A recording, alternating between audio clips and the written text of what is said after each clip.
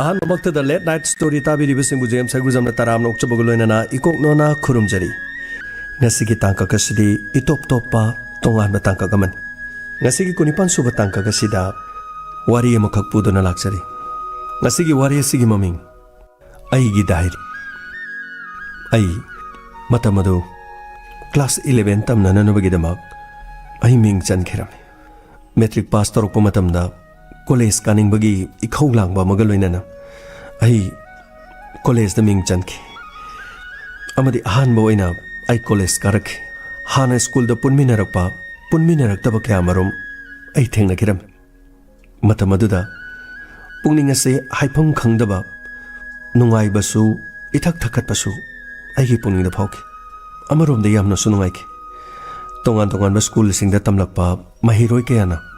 ꯑꯩꯅ ꯇꯝꯂꯤꯕ ꯀꯣꯂꯦꯖ ꯑꯗꯨꯗ ꯃꯤꯡ ꯆꯟꯗꯨꯅ ꯃꯈꯣꯏꯁꯨ ꯂꯥꯏꯔꯤꯛ ꯇꯝꯅꯅꯕꯒꯤꯗꯃꯛ ꯊꯦꯡꯅꯕ ꯃꯈꯣꯏꯒꯤ ꯂꯩꯐꯝ ꯃꯈꯣꯏꯒꯤ ꯃꯤꯡ ꯑꯅꯧꯕ ꯃꯔꯨꯞ ꯃꯄꯥꯡ ꯊꯦꯡꯅꯕꯒꯤ ꯑꯩ ꯌꯥꯝꯅ ꯅꯨꯡꯉꯥꯏꯈꯤ ꯑꯃꯔꯣꯝꯗ ꯏꯟꯈꯠꯂꯛꯄꯒꯤ ꯄꯥꯈꯪ ꯐꯒꯠꯂꯛꯄꯒꯤ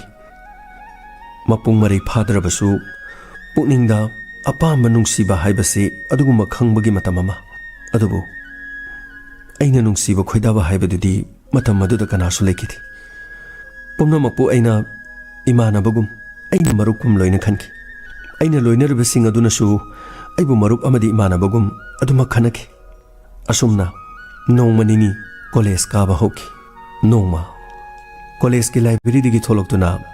ꯑꯩ ꯏꯃꯥꯟꯅꯕ ꯑꯃ ꯉꯥꯏꯗꯨꯅ ꯂꯩꯈꯤ ꯃꯇꯝ ꯑꯗꯨꯗ ꯀꯣꯂꯦꯖꯀꯤ ꯒꯦꯠꯇ ꯃꯁꯛ ꯃꯇꯧ ꯅꯤꯡꯊꯤꯖꯔꯕꯤ ꯌꯦꯡꯕꯗ ꯆꯨꯡ ꯐꯤꯔꯥꯟ ꯆꯥꯔꯕꯤ ꯁꯥꯇ꯭ꯔꯤ ꯑꯃ ꯂꯥꯛꯄ ꯎꯈꯤ ꯑꯩ ꯃꯃꯥꯡꯊꯛꯇ ꯏꯃꯥꯟꯅꯕꯤ ꯀꯌꯥ ꯁ꯭ꯀꯨꯜꯗ ꯇꯝꯃꯤꯟꯅꯕ ꯀꯌꯥ ꯀꯣꯂꯦꯖ ꯑꯁꯤꯗ ꯂꯣꯏꯅꯔꯤꯕ ꯀꯌꯥꯃꯔꯨꯝ ꯑꯩꯒ ꯋꯥ ꯉꯥꯡꯅꯩ ꯋꯥꯔꯤ ꯁꯥꯟꯅꯩ ꯑꯗꯨꯕꯨ ꯑꯩꯒꯤ ꯊꯃꯣꯏꯗ ꯀꯔꯤꯒꯨꯝꯕ ꯑꯃꯠꯇ ꯐꯥꯎꯈꯤꯗꯦ ꯑꯗꯨꯕꯨ ꯑꯩꯅ ꯇꯝꯂꯤꯕ ꯀꯣꯂꯦꯖ ꯑꯁꯤꯒꯤ ꯒꯦꯠꯇ ꯆꯪꯂꯛꯂꯤꯕ ꯃꯁꯛ ꯈꯪꯗꯕꯤ ꯂꯝꯂꯥꯟꯕꯤ ꯑꯁꯤ ꯎꯔꯨꯕ ꯃꯇꯝꯗ ꯑꯩꯒꯤ ꯊꯃꯣꯏꯗ ꯍꯥꯏꯐꯝ ꯈꯪꯗꯕ ꯑꯃ ꯐꯥꯎꯈꯤ ꯃꯍꯥꯛꯀꯤ ꯃꯥꯏꯊꯣꯡ ꯑꯗꯨ ꯑꯗꯨꯛꯀꯤ ꯃꯇꯤꯛ ꯅꯨꯡꯁꯤꯔꯝꯃꯤ ꯃꯣꯡ ꯍꯥꯖꯗ꯭ꯔꯕꯤ ꯀꯣꯂꯦꯖ ꯑꯁꯤꯗ ꯃꯍꯥꯛꯅ ꯈꯣꯡꯊꯥꯡ ꯇꯞꯅ ꯇꯞꯅ ꯊꯥꯡꯂꯛꯄ ꯃꯇꯝꯗ ꯇꯞꯅ ꯃꯃꯥꯏ ꯅꯣꯟꯊꯗꯨꯅ ꯃꯍꯥꯛꯀꯤ ꯂꯝꯕꯤꯗꯨꯗ ꯑꯗꯨꯃꯛ ꯆꯠꯂꯤ ꯑꯩꯅ ꯈꯟꯈꯤ ꯀꯅꯥꯕꯨ ꯑꯣꯏꯔꯤꯒꯕ ꯍꯥꯟꯅ ꯀꯣꯂꯦꯖ ꯑꯁꯤꯗ ꯂꯥꯏꯔꯤꯛ ꯇꯝꯕ ꯑꯩꯈꯣꯏꯗꯒꯤ ꯀ꯭ꯂꯥꯁ ꯍꯦꯟꯕ ꯖꯥꯠꯂꯥ ꯅꯠꯇ꯭ꯔꯒ ꯑꯩꯈꯣꯏꯒ ꯀ꯭ꯂꯥꯁ ꯑꯃꯠꯇꯗ ꯄꯨꯟꯒꯗꯧꯔꯤꯕ ꯑꯣꯏꯔꯤꯖꯥꯠꯂꯥ ꯑꯁꯨꯝꯅ ꯈꯟꯗꯨꯅ ꯃꯍꯥꯛꯅ ꯀꯔꯝꯕ ꯀ꯭ꯂꯥꯁꯇ ꯆꯪꯉꯤ ꯍꯥꯏꯗꯨꯅ ꯑꯩ ꯇꯨꯃꯤꯟꯅ ꯌꯦꯡꯗꯨꯅ ꯂꯩꯈꯤ ꯃꯁꯤꯒꯤ ꯃꯇꯨꯡꯗ ꯇꯞꯅ ꯇꯞꯅ ꯁꯨꯝ ꯆꯪꯈꯤꯗꯨꯅ ꯁ꯭ꯀꯨꯜꯒꯤ ꯕꯦꯔꯦꯟꯗꯥ ꯑꯗꯨꯗ ꯇꯞꯅ ꯇꯞꯅ ꯃꯍꯥꯛ ꯆꯠꯂꯝꯃꯤ ꯈꯪꯍꯧꯗꯅ ꯑꯩꯈꯣꯏꯒꯤ ꯀ꯭ꯂꯥꯁ 11ꯒꯤ ꯀꯥ ꯑꯗꯨꯗ ꯃꯍꯥꯛ ꯆꯪꯈꯤꯔꯝꯃꯤ ꯃꯇꯝ ꯑꯗꯨꯗ ꯑꯩꯒꯤ ꯆꯤꯟꯗꯒꯤ ꯋꯥꯎ ꯑꯩꯈꯣꯏꯒꯤ ꯀꯥꯗ ꯆꯪꯈ꯭ꯔꯦ ꯑꯁꯨꯝꯅ ꯑꯩꯅ ꯍꯥꯏꯈꯤ ꯑꯃꯗꯤ ꯋꯥꯍꯩ ꯑꯗꯨ ꯍꯥꯏꯈ꯭ꯔꯕ ꯃꯇꯨꯡꯗ ꯃꯐꯝ ꯑꯗꯨꯗ ꯂꯩꯔꯤꯕ ꯃꯤꯁꯤꯡꯅ ꯎꯈ꯭ꯔꯕ ꯖꯥꯠꯂꯥ ꯍꯥꯏꯗꯨꯅ ꯑꯩ ꯇꯨꯡ ꯃꯥꯡ ꯌꯦꯡꯈꯤ ꯃꯗꯨꯒꯤ ꯃꯇꯨꯡꯗ ꯑꯩꯈꯣꯏꯒꯤ ꯏꯃꯥꯟꯅꯕ ꯑꯆꯥꯎꯕ ꯊꯣꯛꯂꯛꯈꯤ ꯀꯩꯗꯧꯅꯣ ꯀꯩꯁꯨ ꯇꯧꯗꯦ ꯍꯧꯖꯤꯛꯁꯦ ꯃꯤꯡ ꯆꯟꯕ ꯂꯣꯏꯗ꯭ꯔꯤ ꯃꯥꯜꯂꯦ ꯑꯩꯈꯣꯏꯒꯤ ꯀ꯭ꯂꯥꯁꯇ ꯁꯥꯇ꯭ꯔ ꯑꯅꯧꯕ ꯌꯥꯝꯅ ꯆꯪꯈꯤꯕ ꯎꯏ ꯑꯣ ꯂꯥꯛꯈꯤꯅꯤ ꯌꯥꯝ ꯋꯥꯠꯂꯤ ꯃꯤꯡ ꯆꯟꯗꯧꯕ ꯁꯥꯇ꯭ꯔ ꯌꯥꯝ ꯋꯥꯠꯂꯤ ꯑꯩꯈꯣꯏꯅ ꯇꯝꯂꯤꯕ ꯀꯣꯂꯦꯖꯁꯦ ꯁꯥꯇ꯭ꯔ ꯌꯥꯝꯅ ꯇꯝꯅꯕꯅꯤ ꯑꯗꯨ ꯑꯄꯥꯝꯕꯒ ꯌꯥꯎꯕ꯭ꯔꯣ ꯑꯗꯨꯒꯤ ꯅꯠꯇꯦꯕ ꯆꯥꯎꯕ ꯁꯨꯝ ꯍꯥꯏꯕꯅꯤ ꯑꯣ ꯐꯔꯦ ꯆꯠꯁꯤꯜꯂꯛꯑꯣ ꯑꯗꯨꯗꯤ ꯑꯁꯨꯝꯅ ꯆꯥꯎꯕꯒ ꯂꯥꯛꯈꯤ ꯂꯝꯂꯥꯟꯕꯤ ꯑꯗꯨꯅ ꯀ꯭ꯂꯥꯁ ꯑꯗꯨꯗ ꯆꯪꯈꯤꯕꯗꯨꯅꯔ ꯃꯗꯨꯒꯤ ꯃꯔꯝꯅꯔ ꯈꯪꯗꯦ ꯀꯥ ꯑꯗꯨꯗ ꯆꯪꯅꯤꯡꯕ ꯐꯥꯎꯈꯤ ꯃꯁꯤꯒꯤ ꯃꯇꯨꯡꯗ ꯆꯥꯎꯕ ꯀ꯭ꯂꯥꯁꯇ ꯆꯪꯉꯁꯦ ꯑꯦ ꯀꯔꯤꯒꯤꯅꯣ ꯌꯥꯝ ꯊꯨꯅ ꯀ꯭ꯂꯥꯁꯇ ꯆꯪꯅꯤꯡꯉꯩꯁꯤ ꯀꯩꯗꯧꯔꯒꯦ ꯑꯗꯨꯒꯤ ꯅꯠꯇꯦ ꯁꯨꯝ ꯆꯪꯉꯁꯦꯕ ꯁꯥꯇ꯭ꯔ ꯑꯅꯧꯕꯁꯨ ꯃꯌꯥꯝ ꯀꯥꯔꯛꯄꯅꯤꯅ ꯉꯔꯥꯡꯁꯨ ꯑꯩꯈꯣꯏ ꯐꯝꯕꯗꯣ ꯃꯅꯤꯡꯗ ꯑꯗꯨꯝ ꯇꯥꯏ ꯑꯩ ꯃꯅꯤꯡꯗ ꯐꯝꯕꯁꯤ ꯅꯨꯡꯉꯥꯏꯇꯦꯕ ꯈꯔ ꯃꯃꯥꯡꯗ ꯐꯝꯃꯨꯁꯦ ꯍꯣꯏꯗ ꯌꯥꯏꯗ ꯆꯪꯁꯤꯜꯂꯣ ꯑꯁꯨꯝꯅ ꯆꯥꯎꯕꯒ ꯀꯥ ꯑꯗꯨꯒꯤ ꯃꯅꯨꯡꯗ ꯆꯪꯉꯛꯈꯤ ꯑꯃꯗꯤ ꯀꯥ ꯑꯗꯨꯗ ꯆꯪꯗꯨꯅ ꯑꯅꯤꯁꯨꯕ ꯕꯦꯟꯁꯇ ꯑꯩꯈꯣꯏ ꯐꯝꯂꯝꯃꯤ ꯑꯃꯗꯤ ꯅꯨꯄꯤꯔꯣꯝꯒꯤ ꯃꯥꯏꯀꯩꯗ ꯉꯁꯥꯏ ꯑꯩꯅ ꯎꯈꯤꯕ ꯅꯨꯄꯤ ꯑꯗꯨ ꯀꯔꯣꯝꯗ ꯂꯩꯈ꯭ꯔꯕꯅꯣ ꯍꯥꯏꯗꯨꯅ ꯏꯁꯥꯗ ꯌꯦꯡꯅꯤꯡꯕ ꯐꯥꯎꯈꯤ ꯑꯗꯨꯕꯨ ꯅꯨꯄꯤꯒꯤ ꯃꯥꯏꯀꯩꯗ ꯐꯝꯂꯤꯕꯁꯤꯡꯗꯨꯗ ꯑꯣꯟꯁꯤꯟꯗꯨꯅ ꯌꯦꯡꯕꯒꯤ ꯄꯥꯡꯒꯜꯗꯤ ꯑꯩꯉꯣꯟꯗ ꯂꯩꯈꯤꯗꯦ ꯑꯗꯨꯕꯨ ꯃꯍꯥꯛꯀꯤ ꯃꯁꯛ ꯑꯗꯣ ꯑꯩꯅ ꯌꯦꯡꯅꯤꯡꯕꯅ ꯑꯩ ꯉꯥꯎꯈꯤꯔꯝꯃꯤ ꯃꯁꯤꯒꯤ ꯃꯇꯨꯡꯗ ꯆꯥꯎꯕ ꯃꯅꯤꯡꯗ ꯐꯝꯃꯨꯁꯤꯔꯥ ꯑꯦ ꯀꯩꯅꯣ ꯃꯅꯤꯡꯗ ꯐꯝꯕ ꯅꯨꯡꯉꯥꯏꯇꯦ ꯃꯃꯥꯡꯗ ꯐꯝꯁꯦ ꯍꯥꯏꯗꯥꯏꯅꯦ ꯑꯗꯨꯒꯤ ꯅꯠꯇꯦꯕ ꯉꯔꯥꯡꯁꯨ ꯃꯅꯤꯡꯗ ꯐꯝꯕꯅꯔ ꯀꯩꯅꯣ ꯉꯁꯤꯁꯨ ꯃꯅꯤꯡꯗ ꯐꯝꯅꯤꯡꯉꯤ ꯑꯁ ꯈꯪꯗ꯭ꯔꯦ ꯅꯪꯒꯤ ꯋꯥꯁꯦ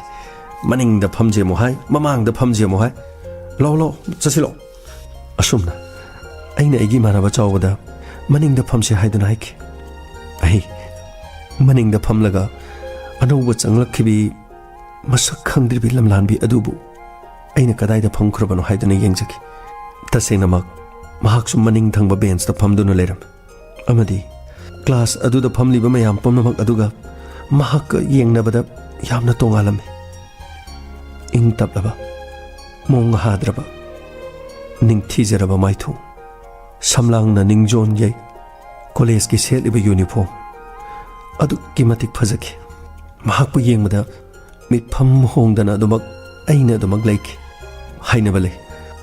masibu oirigadra thamoi masak khangdana nungsiruba haibadu nungsiba karino haiba tasengna khangjadriba aina ai angak poiki asigumba makhalgi ihul lama aigi thamoida phawba lekidi amarom da yam nungaiki aigi thaunana di mahakki manakta changsinduna nangi ming kari kawage nangmu kari lamdagino aina madu hangjabagi thaunade lekidi adubu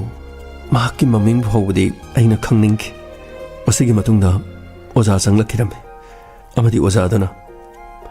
anouba ming chalakpa satra sing amadi hana leiriba satra sing ming chanba adugi correction khara semdokna nananbagi damak roll call mathang korokpa horki maduda aina khanki oh yes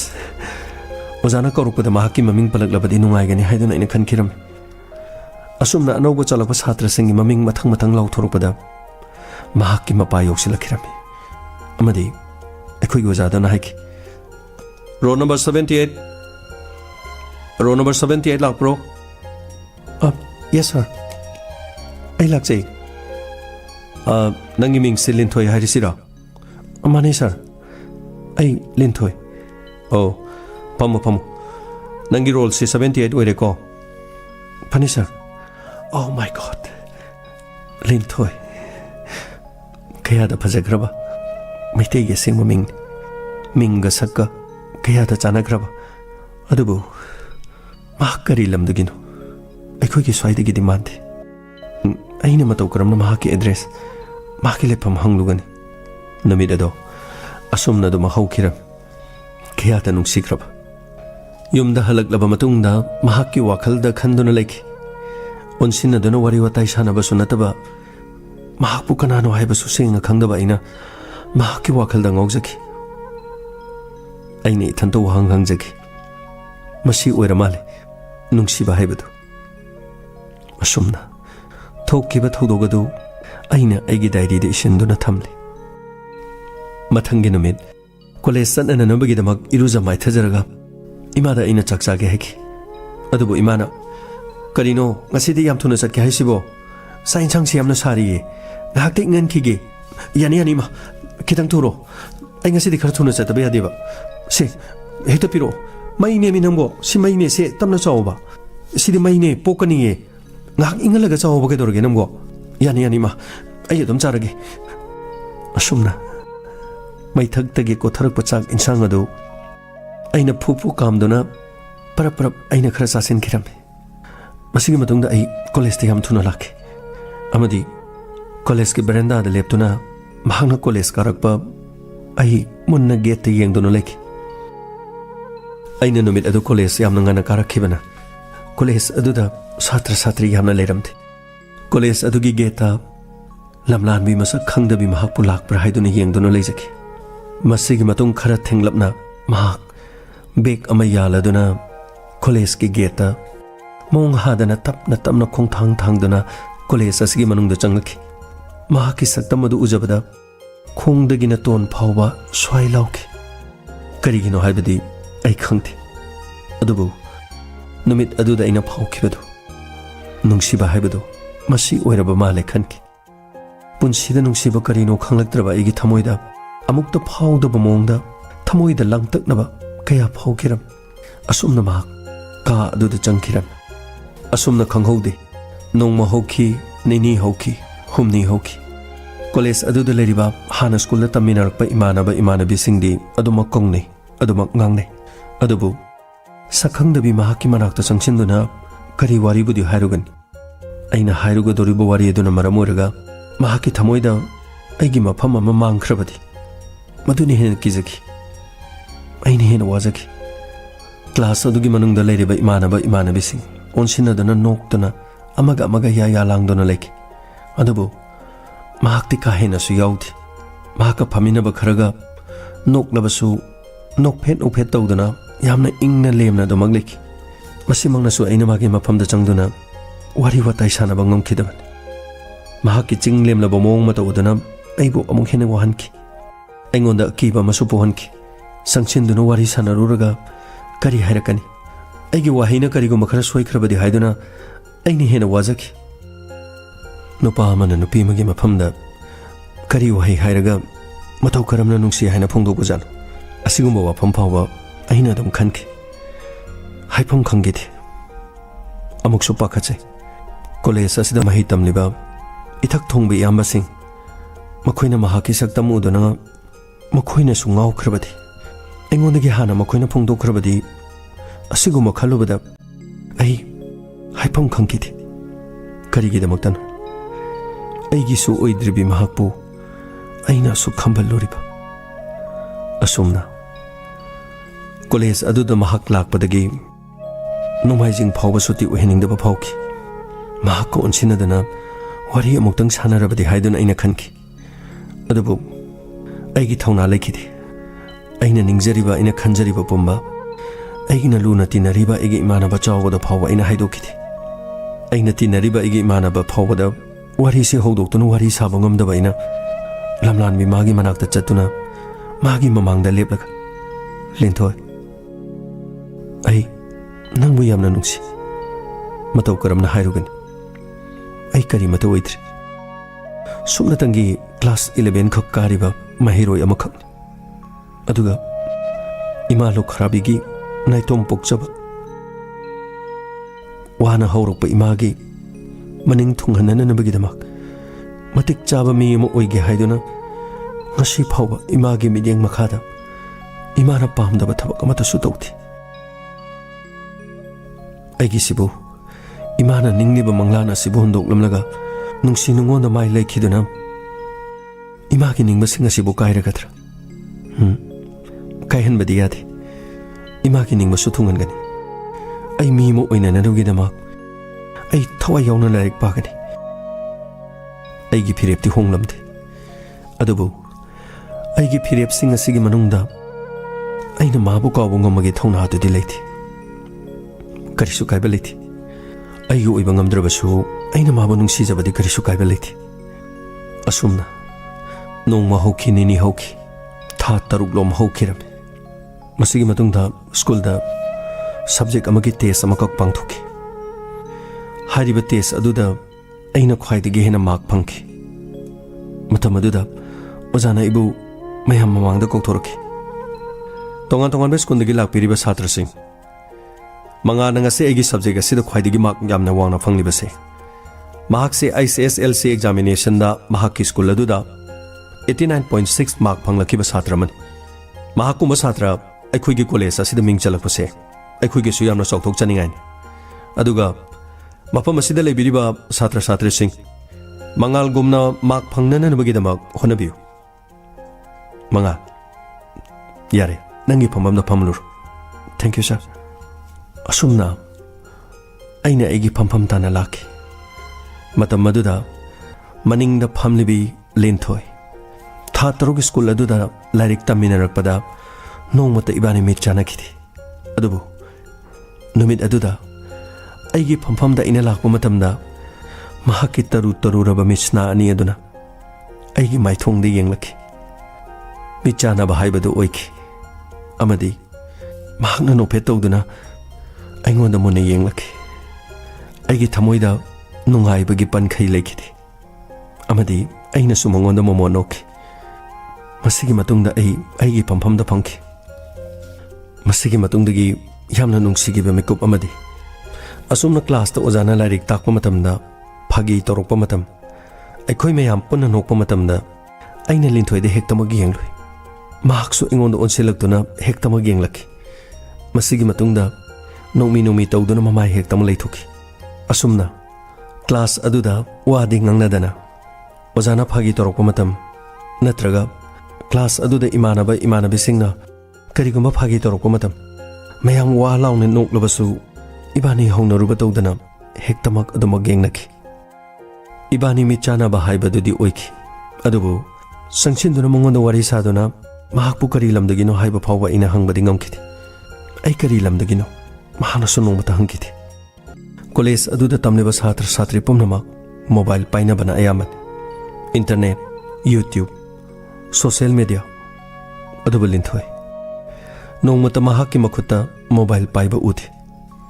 संसिन्दुना mobile पाइब्रा हंगदबसु ऐना हंगोइबा फावखि असुमना सखंगदबि लमलानबि महाकि मवोंग मतौ अदुदा ऐना पुंगाव ngawjaki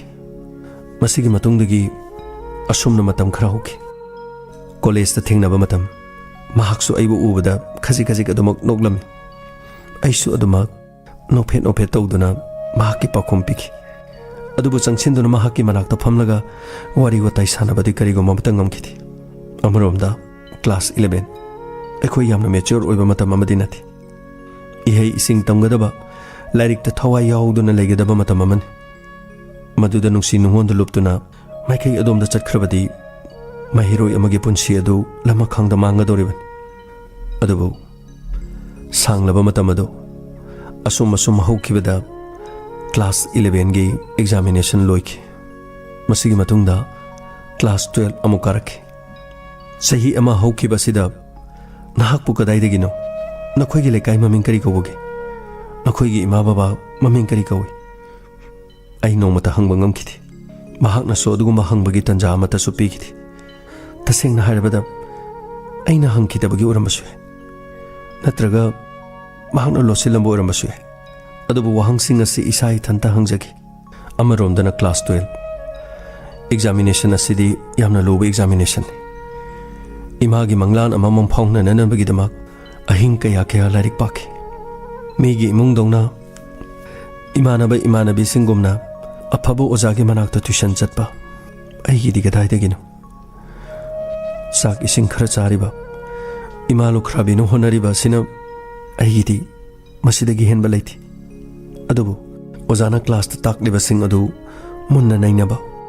ओजा सिंगी मनाक्ता चतुना school दा खरा हंगबा मसिनतन अहिगिदि उपाय लैखिथि असुमना Imangi अनिंगबा पामसु लैबनिना अहि lyric थवाई याउनो होनखि college की नोमा freshers meet अमा पांगथोकनि हाइदुना तोरमि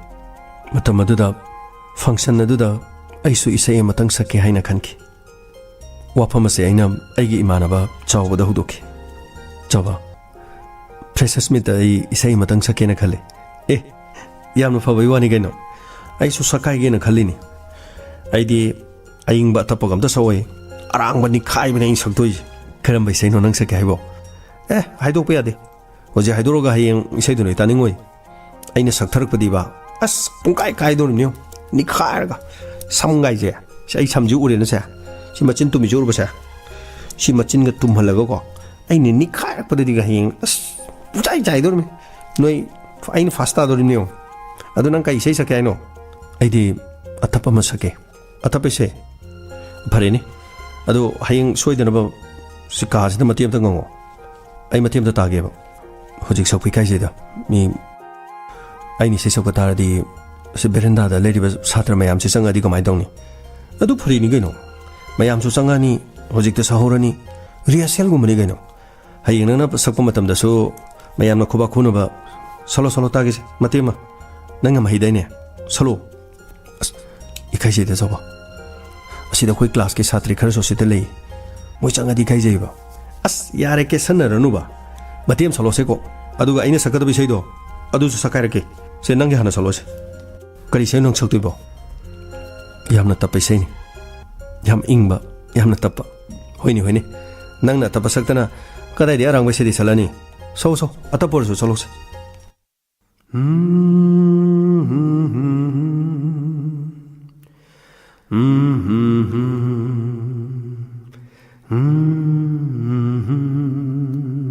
वाह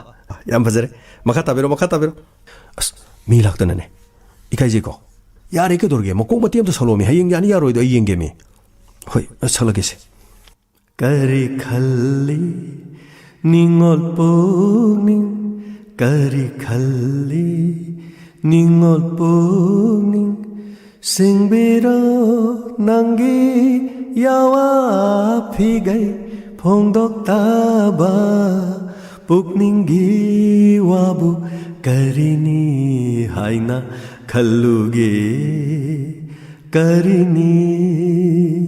haina khalluge kari khalli yana fazai ko wah wah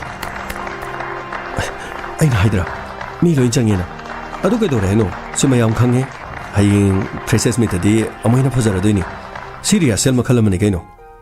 matamaduda maya marakta khoba khodana yenglamba sing adugi manungda linthoi nope tawduna khoba khurga maya marg aduda mahaksu yaurami adubu aina sakibi seiduda linthoi na tabiramduna khoba khoba aduda aigi thamoida nungaiba makhak phauki masigi matung numit kharani leraga akhogi college ki process meet pangthoki entertainment ki program da music sound masing yamlaba satra satri akhogi college da pik thana phamduna leki numit aduda ina sakibi sei yamna hairuba natrabasu isai gi dulurapada school gi oja sing mahiroi sing pono mangna khoba khudana ibu thagat piki isai sakpa loiraga aina kumtharakduna amadi ai stage ki maning lomda tholaki isai saklubagi mihun chongbane mai ase chu pomsa sagatki isai saktringai da pakhat khibaduna oiramale isa su humang phawba sorom matamadu da khanghodana aigi tungda linthoi amadi mamanabi aniga aigi tungda lelomki amadi mahangna hairaki manga isai yamna phajai lari khatana tana isai su yamna hebajani isai do aribi sai urabasu aduki matik phajai thagachari linthoi aidi kaso hijaban natida khoi manaba chawbana sai masakta yade stage ka ba tanggadabani masaklabadi isu saktaba yaro engodi yamna kana haiba adugi haibu hita boisakpani haiba hita haiba dudi tongan mani manga na ki seido yamna phajai thank you linthoi thank you numit aduna college aduda chahi ama makhairom lairik tamakpada wari sanaba haibadu hanba oiki ai yamna haraujaki asumna numit kharani amu hoki aina linthoi gi manakta changsinduna awa nungai punsigi wari kya sajaningba aina saba ngamkiti ibani mi chanaraga nomi nomi tawbana tana ibani gi mari mata lekiti asumna class 12 ki examination matam yoksilaki aisu imagi ningba thungna nanawge damak lairik ta thawai yaun onsinki examination asumna loisen kirami aroi banumin aduda linthoi mahaki mamana bikra amadi aigi mana bachawba akoi khara school gi gate thologami akoi punna leibana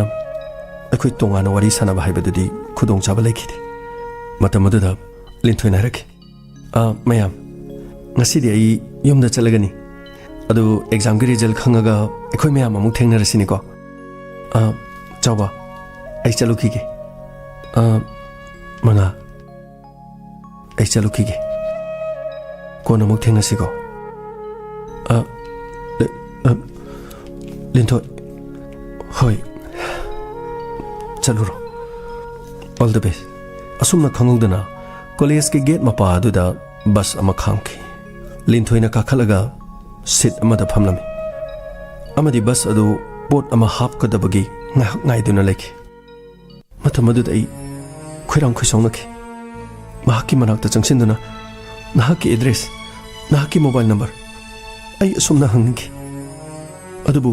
ai mahaki manakta changsinduna hangba ngamkiti asiguma tanja asida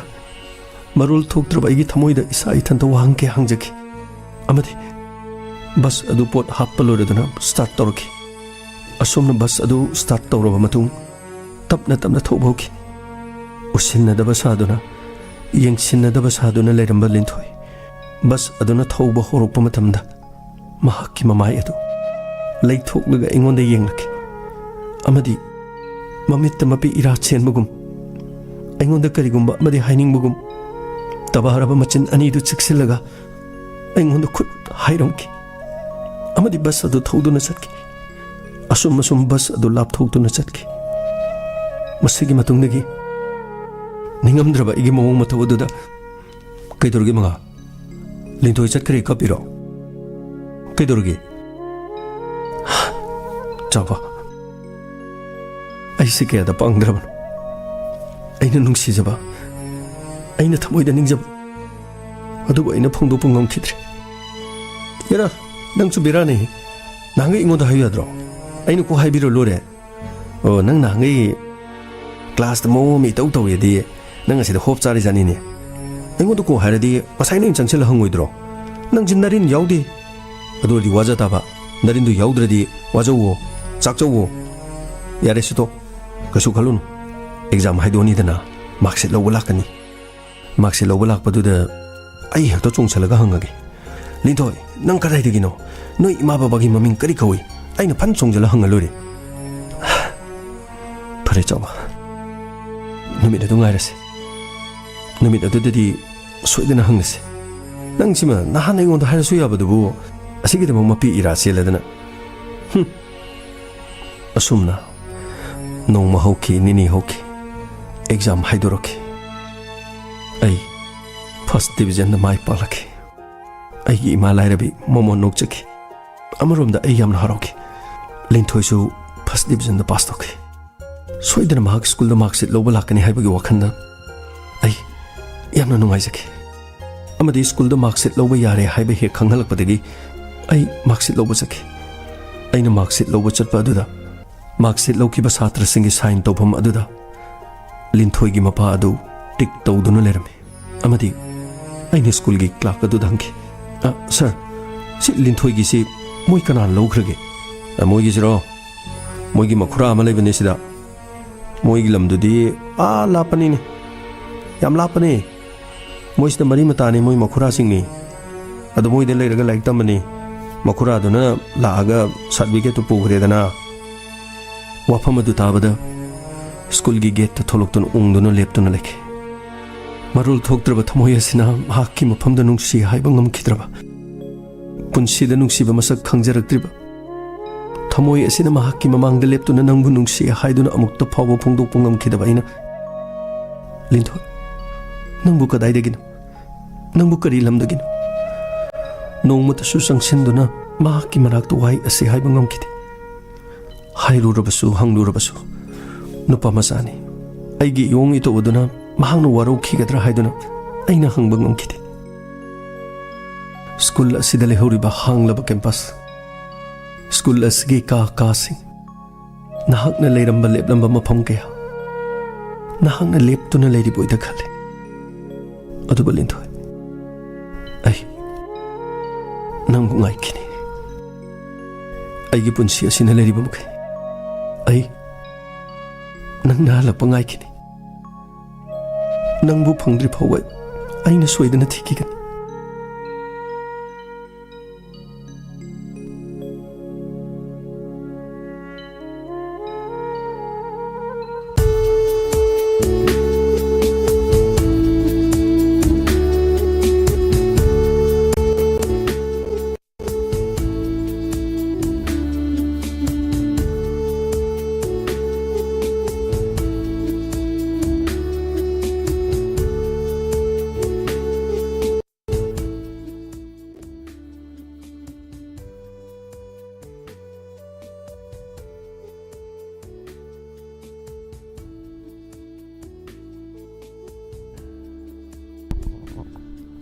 Hojik Dabikre Manipuri Story Wari EIGEE Diary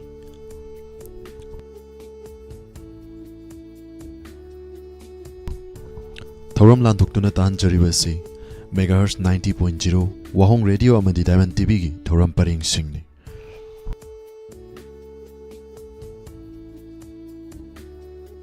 YouTube Amadi Facebook ta lebiriba khuding makna Mathangi page ta lakpiduna Inspector Tayagi anova episode ki damang lakpiu Wahong Radio da tabiriba khuding makki oina makhal mathel isai khudol tamjage Pumnamakpu khurumjari YouTube amadi Facebook tagi Makeup kharadang lapthokjari